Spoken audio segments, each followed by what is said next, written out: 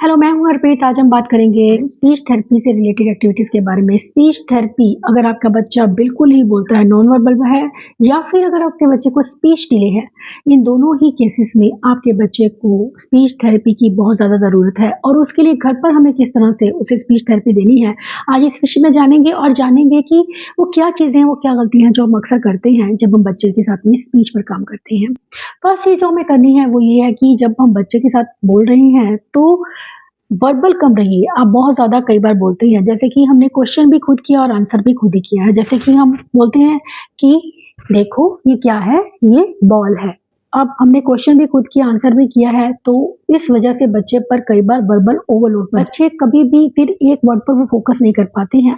आप उसे कहना चाह रहे हैं कि ये बॉल है, लेकिन आप बहुत ज़्यादा बोल रहे हैं। हमें वो चीज़ें नहीं करनी है, वो गलतियाँ नहीं करनी है, बल्कि हम उस वर्ड पर आएँगे, come to the point, only ball. We will come to the point, ball. Only जो टारगेट वर्ड है हमारा, हम उसी पर फोकस करेंगे, हम और कुछ भी नहीं बोलेंगे। जितना ज्यादा देखो इधर ये क्या है, इस तरह से नहीं, बॉल, तो बच्चे समझ जाते हैं कि इसे बॉल बोला जाता है।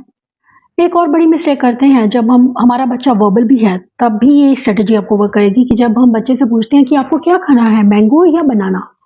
कई बार ऐसा होता है कि बच्चे हमारे पीछे जो हमने लास्ट में वर्ड बोला है वो बोल देते हैं, या जो फर्स्ट वर्ड बोला है वो एक्चुअली जानते ही नहीं है कि मुझे इस वक्त पर क्या रिस्पॉन्ड करना है। तो बहुत ज़रूरी है आप विजुअल्स को यूज़ करें, जैसे कि क्या खाना है आपको, मैंगो या बनाना।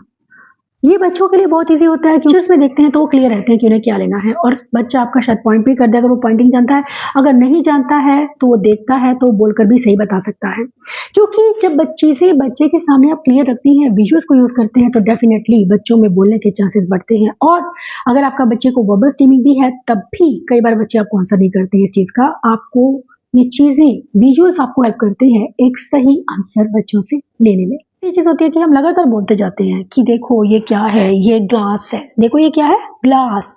हम खुद ही क्वेश्चन कर रहे हैं, खुद ही आंसर कर रहे हैं, लेकिन बच्चे को बोलने की अपॉर्चुनिटी नहीं दे रहे हैं। हम बच्चे को कुछ भी बोलने के लिए नहीं कह रहे हैं कि ग्लास बोलो या कुछ, हम खुद बोल रहे हैं, क्योंकि हम एक्सपेक्ट करके चल रहे हैं कि बच्चा तो बोलेगा ही नहीं। बच्चे को बोलने की अपॉर्चुनिटी जरूर दीजिए। आप बोल रही हैं ग्लास, ग्लास, ग्लास, आपने उसकी फिंगर रखवाई, फिर उसे बुलवाई, देखिए उसकी तरफ, एक लुक दीजिए उसे, उसे बोलने की अपॉर्चुनिटी दीजिए कि बच्चा क्या वर्ड को बोलता है। जब आप बच्चे को बोलने की अपॉर्चुनिटी देते हैं, थोड़ी देर रुकते हैं, पॉज देते हैं एक, तो बच्चों में कई बार बोलने के चांसेस बढ़ते हैं, क्योंकि बच्चे एफर्ट्स करना शुरू करते हैं और एफर्ट्स बहुत जरूरी है बच्चों में स्पीच डेवलपमेंट के लिए। एक बहुत बड़ी प्रॉब्लम रहती है कि हम अक्सर बच्चों के साथ में दो लैंग्वेज यूज करते हैं। घर में कोई और लैंग्वेज यूज हो रही है, मदर टंग, और स्कूल में इंग्लिश यूज हो रही है। इस वजह से भी बच्चे काफी कंफ्यूज रहते हैं। बहुत सी चीजें हैं जो बच्चे समझ ही नहीं पाते हैं, कमांड को फॉलो नहीं कर पाते हैं, और बोलना बहुत दूर की बात हो जाती है। बहुत जरूरी है कि हम बच्चों के साथ में जब भी लैंग्वेज, एक लैंग्वेज को यूज करें। अगर बच्चे के साथ में स्कूल में इंग्लिश यूज हो रही है तो घर पर भी हम कोशिश करें कि हम इंग्लिश को ही यूज करें। अब एक चीज होती है कि कुछ स्पेसिफिक वर्ड्स होते हैं जब हम टारगेट पर रखते हैं, जैसे कि हम कई बार बच्चे को कह देते हैं इधर आओ, स्कूल में वही चीज बोली जाती है कम हियर, तो बच्चा दोनों ही कमांड्स, अलग अलग कमांड्स में कंफ्यूज होकर रह जाता है, जबकि मीनिंग सेम होता है।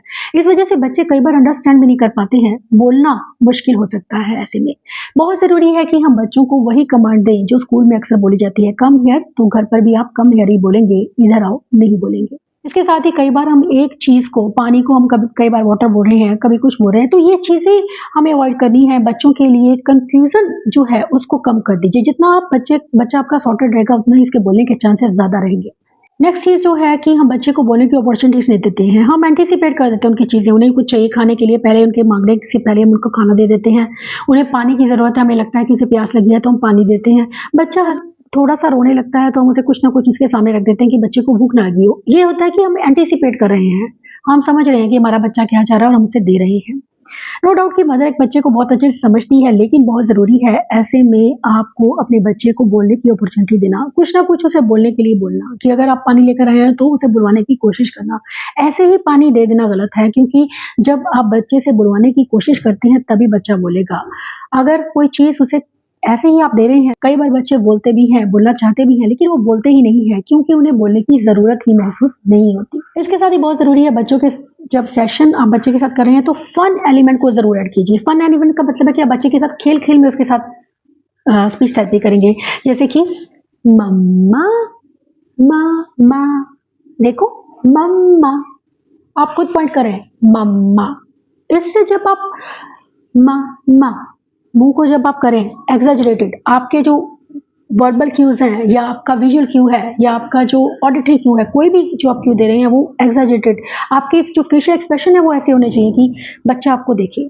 बच्चे समझाना शुरू कर देते हैं कि इन्हें ये मम्मा है, इसको मम्मा बोलना है, ये चीज। और अगर आप बच्चे के साथ में प्ले वे में बात करते हैं, प्ले जो है वो बहुत अच्छी थेरेपी है बच्चों की अंडरस्टैंडिंग पर काम करने के लिए, उनके साथ एक कनेक्शन बनाने के लिए, उनकी स्पीच को इम्प्रूव करने के लिए। इसके साथ ही अगर आपने बॉल ली है तो बॉल, बॉल, बच्चा बॉल अगर बोलने लगा है तो ग्रीन बॉल, एक्सपेंड करना शुरू कीजिए। ये चीजें आपके बच्चे को वर्बल होने में हेल्प करती हैं। इसके बाद बहुत जरूरी है कि आप बच्चे के साथ में सेंसरी टॉयज को यूज करिए।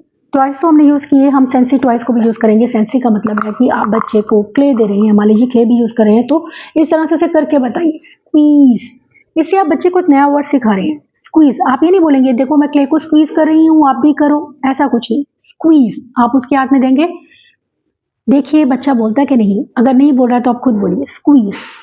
फिर उसके हाथ से क्ले लीजिए, फिर उसे बोलिए पुश, पुश, उसे टेबल पर रखिए पुश, और उसका हाथ भी करिए कि वो पुश करे, साथ में बोलिए पुश। बच्चे कई बार इमिटेशन में बोलते हैं। सेकेंडली, बच्चों की पसंद की चीज है इसलिए बच्चे फोकस्ड भी रहते हैं और बच्चे ध्यान देते हैं। आप बोल सकते हैं पुल, उसको भी बोलिए पुल करने के लिए, आप उसके सामने कीजिए, क्या बच्चा पुल करता है, साथ में बुलवाइए उससे। अगर बच्चा नहीं बोल रहा तो आप खुद बोलिए, लेकिन कोशिश कीजिए कि वो बोले, उसकी तरफ देखिए, पहले एक लुक दीजिए, पॉज कीजिए, चुप रहेंगे थोड़ी देर। अगर बच्चा नहीं बोल रहा है तो सिर्फ वो पुल कर रहा है तो वो आपको जरूर देखेगा। आप बोलेंगे पुल, बार बार बोलेंगे तो बच्चा भी आपकी इमिटेशन में बोलना शुरू करेगा। ये बहुत अच्छी थेरेपी है बच्चों के साथ में उन्हें बुलवाने की। एक्सैजरेटेड फेशियल एक्सप्रेशन को यूज करना बहुत ही मीनिंगफुल है। वाओ, बॉल, अब आपने वाव बोला है तो ये जिसे हम कहते हैं कि एक्सक्लामेटरी है। एक्सक्लामेटरी का मतलब है कि आप कोई चीज जिसमें आप कोई एक्साइटमेंट का आप फैक्टर ऐड कर रहे हैं, उस वजह से भी बच्चे आपको ध्यान देते हैं। Last but not the least, जो चीज़ हमें देखनी है कि अगर आपका बच्चा नॉन वर्बल है, बच्चा स्पीच डिलेड है, तो उन्हें कहीं ना कहीं ओरल मोटर डिफिकल्टीज जरूर होंगी, क्योंकि बच्चे अपना मुंह नहीं खोल पाते हैं, बच्चे आपको इमिटेट नहीं कर पाते हैं। कुछ उसके ऐसे इश्यूज हो सकते हैं जिन पर हमें काम करना है, चाहे वो उनके ओरल सीकिंग बिहेवियर्स या ओरल डिफेंसिव बिहेवियर्स हैं। बहुत जरूरी है उनके साथ में उनको वाइब्रेशन देना, उनकी मसाज करना। एक ओरल मसाज आप सेशन से पहले जरूर कीजिए। उन्हें ओरल मोटर एक्सरसाइजेस जरूर करवाइए, चाहे वो ब्लोइंग है या सकिंग है।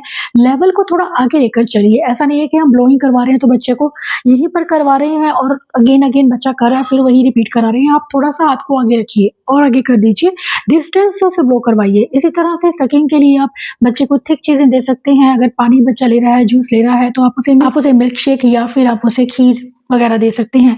इससे बच्चों का ओरल मोटर सिस्टम स्ट्रेंथन होता है, जिससे कि बच्चों में स्पीच के चांसेस ज्यादा बढ़ते हैं। बच्चों में ओरल मोटर डिसफंक्शन की वजह से भी कई बार बच्चे नहीं बोलना चाहते हैं, जिस वजह से उनके कुछ ऐसे बिहेवियर्स होते हैं जैसे कि मुंह से कुछ ना कुछ आवाजें निकालते रहना या लगातार मुंह में कुछ ना कुछ लेते रहना। ये चीजें भी कहीं ना कहीं बच्चों की स्पीच को अफेक्ट करती हैं और बच्चे बोलते नहीं हैं। ऐसे में बहुत जरूरी है, स्पीच के लिए बहुत जरूरी है उन्हें वो ओरल मोटर इनपुट दें, जिससे कि बच्चों में ये बिहेवियर्स कम हो। इसके साथ ही बहुत जरूरी है उनकी टंग मूवमेंट, जो भी हमारे माउथ के जितने भी हिस्से हैं, चाहे वो जा है या उनको स्टिमुलेशन मिलना जरूरी है। इसके साथ ही उन्हें एक्सरसाइज करना उनका जरूरी है, क्योंकि जब हम बच्चे को जा की एक्सरसाइजेस, टीथ या टंग की एक्सरसाइजेस करवा रहे हैं, उससे भी बच्चों में स्पीच के चांसेस बढ़ जाते हैं। तो इस तरह से जब आप बच्चों के साथ में इन वेज में काम करते हैं तो बच्चे जरूर बोलना चाहेंगे। Will help you. Thanks for watching.